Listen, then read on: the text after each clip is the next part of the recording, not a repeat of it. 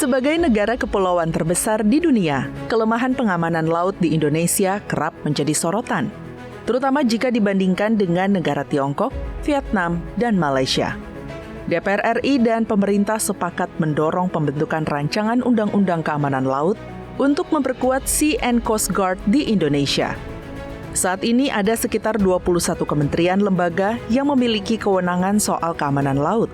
6 diantaranya memiliki armada tersendiri, yakni Bakamla, TNI Angkatan Laut, Polri, Kementerian Kelautan dan Perikanan, Kementerian Perhubungan, serta Direktorat Jenderal Bea dan Cukai Kementerian Keuangan yang kesemuanya memiliki regulasi dan kewenangan sendiri.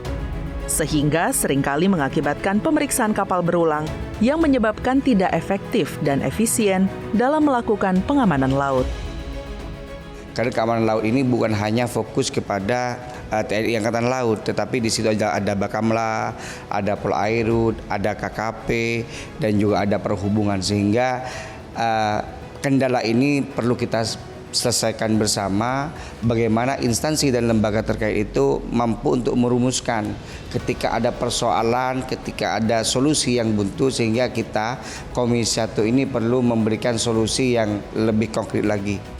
Membutuhkan instansi tunggal yang bertanggung jawab atas keamanan laut, hal ini untuk mengurangi potensi kerugian negara akibat aktivitas ilegal di laut, seperti aktivitas penyelundupan barang ilegal hingga illegal fishing. Untuk itu, pembentukan rancangan undang-undang terkait keamanan laut pun harus dipercepat. Dari periode yang lalu, ya kan. Tapi memang diskusinya panjang karena semua baru mempelajari arahnya kemana. Tapi kan Bakamla sudah ada, tapi belum ada payung hukumnya.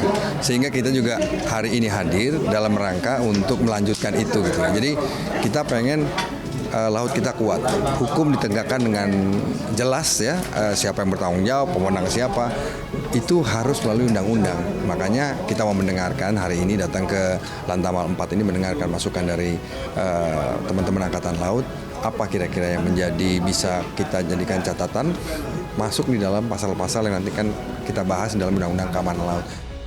Dalam pembahasan rancangan Undang-Undang Keamanan Laut, kementerian dan lembaga terkait diharapkan dapat duduk bersama-sama untuk menghasilkan peraturan yang kuat dalam menjaga wilayah laut, sumber daya alam laut, dan memberikan manfaat bagi masyarakat Indonesia. Tim Redaksi TVR Parlemen melaporkan.